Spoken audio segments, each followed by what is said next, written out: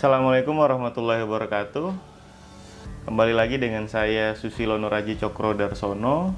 Hari ini kita akan membahas tentang managed care pada mata kuliah pasar asuransi kesehatan. Nah, apa itu managed care? Hari ini kita akan bahas tentang pengenalan managed care, kemudian manfaat dari sistem managed care, kritik terhadap sistem managed care, perbedaan antara HMO dan PPO, kemudian keuntungan dan kekurangan dari POS, tantangan dalam implementasi sistem managed care di Indonesia. Baik, mudah-mudahan materi hari ini bisa memberi pencerahan bagi teman-teman pada mata kuliah pasar asuransi kesehatan tentang bagaimana sistem managed care ini. Managed care itu adalah sistem perawatan kesehatan yang bertujuan untuk mengontrol biaya dan meningkatkan kualitas layanan kesehatan. Dalam sistem ini, pasien memperoleh akses ke jaringan penyedia layanan kesehatan yang telah ditunjuk oleh asuransi atau penyedia layanan kesehatan. Nah, sistem managed care ini memiliki beberapa jenis. Yang pertama, Health Maintenance Organizations atau HMO. Yang kedua, Preferred Provider Organizations atau kita singkat dengan PPO. Dan yang ketiga adalah Point of Service atau POS. Nah, setiap jenis memiliki kelebihan dan kekurangan masing-masing. Manfaat dari sistem managed care salah satunya adalah pengendalian biaya. Nah, dengan adanya jaringan penyedia layanan kesehatan yang telah ditunjuk, asuransi dapat mengatur biaya yang dibayarkan kepada layanan kesehatan. Hal ini juga dapat mendorong efisiensi dan juga kualitas layanan kesehatan.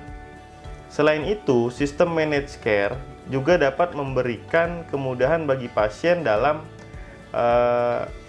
memperoleh layanan kesehatan.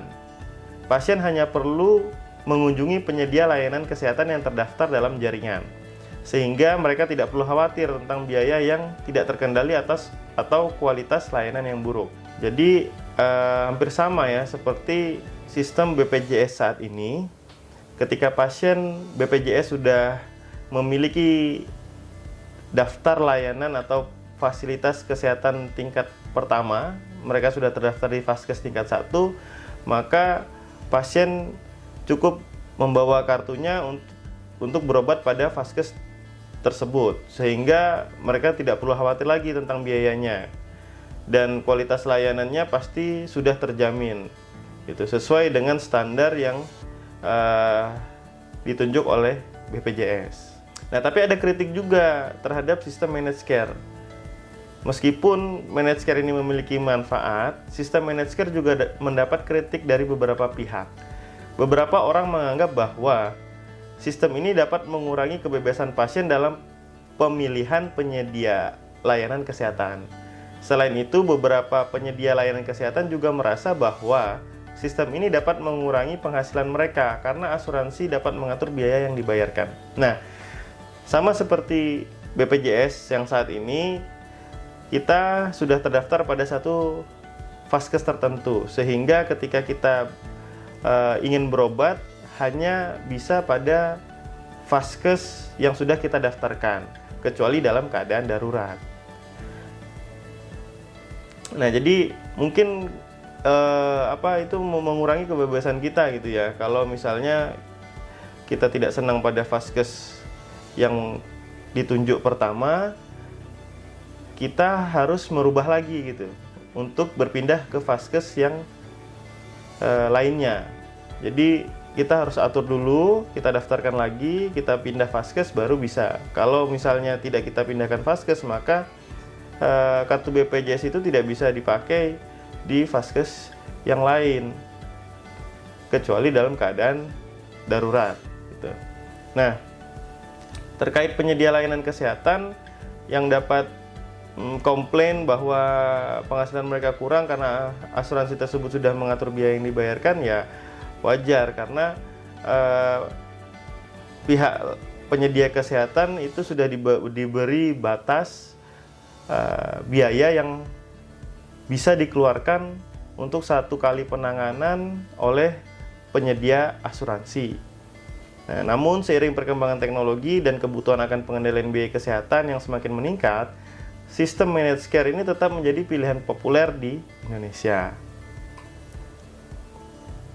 Nah, kemudian apa perbedaan antara sistem Health Maintenance Organizations atau HMO dan PPO atau Preferred Provider Organizations? Nah, HMO adalah jenis sistem managed care di mana pasien hanya dapat memperoleh layanan kesehatan dari penyedia layanan kesehatan yang telah ditunjuk oleh asuransi atau penyedia layanan kesehatan. Pasien juga harus memilih dokter primer yang akan merujuk mereka ke spesialis jika diperlukan. Nah, sementara Preferred Provider Organizations atau PPO itu memungkinkan pasien untuk memilih layanan kesehatan dari penyedia layanan kesehatan di luar jaringan dengan biaya yang lebih tinggi. Pasien juga tidak perlu memilih dokter primer dan dapat langsung mengunjungi spesialis jika diperlukan. Nah, ini bedanya ada antara yang Health Maintenance Organizations dan Preferred Provider Organizations gitu. Jadi kalau yang HMO kita harus menunjuk dokter primernya dulu, kemudian dokter primer itulah yang akan merujuk kita sebagai pasien kepada dokter spesialis yang ada di tingkat vaskes lanjutan gitu. Tetapi jika yang PPO Preferred Provider Organizations, maka pasien itu dimungkinkan gitu ya untuk memperoleh layanan dengan menambah biaya yang lebih tinggi gitu. Misalnya asuransinya cuma batasnya 100.000, sedangkan dia meminta untuk peningkatan layanan di tempat lain yang harganya 150.000, maka selisihnya akan dia tambahkan sendiri gitu. Dan dia juga tidak perlu minta rujukan dari dokter primer, tapi dapat langsung mengunjungi dokter spesialis jika dibutuhkan. Nah, kemudian ada yang ketiga yaitu Point of Service atau POS. Nah, POS ini adalah jenis sistem managed care yang menggabungkan fitur dari HMO dan PPO, yaitu pasien dapat memilih untuk memperoleh layanan kesehatan dari penyedia layanan kesehatan yang telah ditunjuk oleh asuransi atau penyedia layanan kesehatan, atau dari penyedia layanan kesehatan di luar jaringan dengan biaya yang lebih tinggi.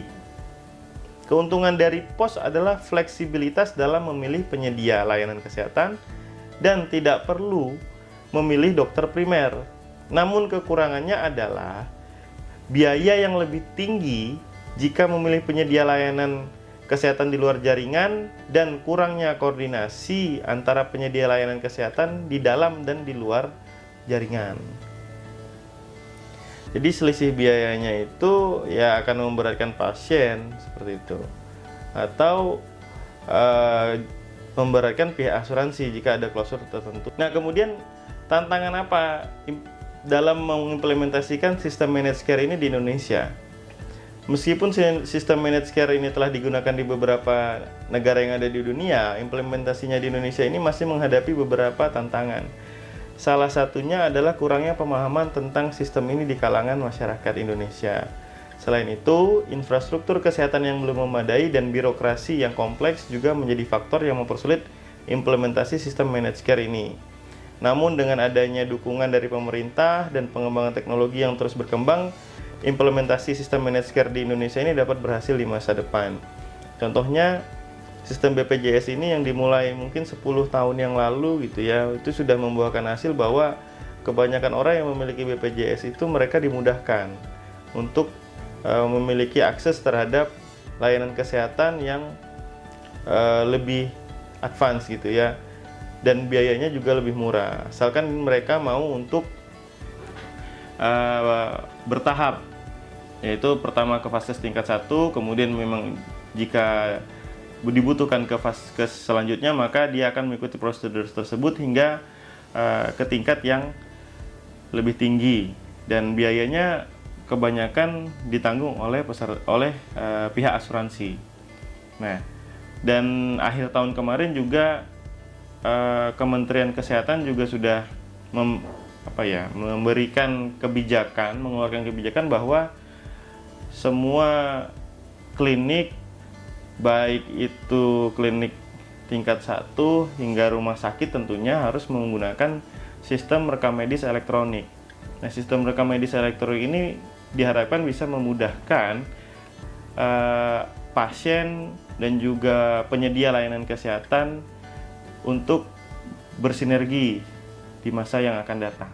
Jadi dengan adanya sistem rekam medis elektronik yang mudah-mudahan kedepannya ini berlaku, itu akan memudahkan penyedia layanan dalam membuka akses gitu ya, rekam medis yang telah dimiliki pasien di vaskes sebelumnya, sehingga kesalahan dari pelayanan kesehatan itu bisa diminimalisir.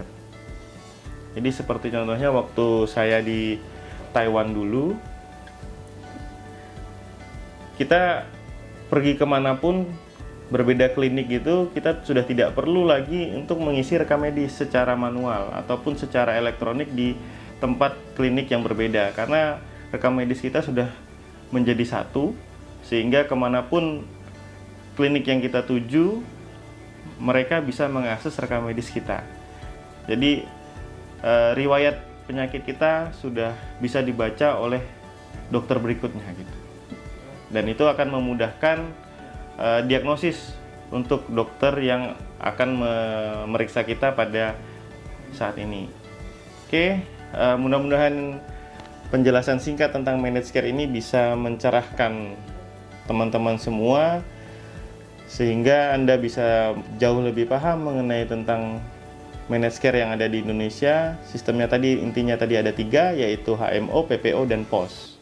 Nah, mana yang lebih baik, silahkan kita telaah lebih dalam, teman-teman analisis lebih lanjut dari 3 jenis managed care ini, kira-kira yang paling baik ditetapkan digunakan di negara kita ini yang mana. Oke, kita akhiri pertemuan pada hari ini. Sampai jumpa di materi-materi berikutnya. Assalamualaikum warahmatullahi wabarakatuh.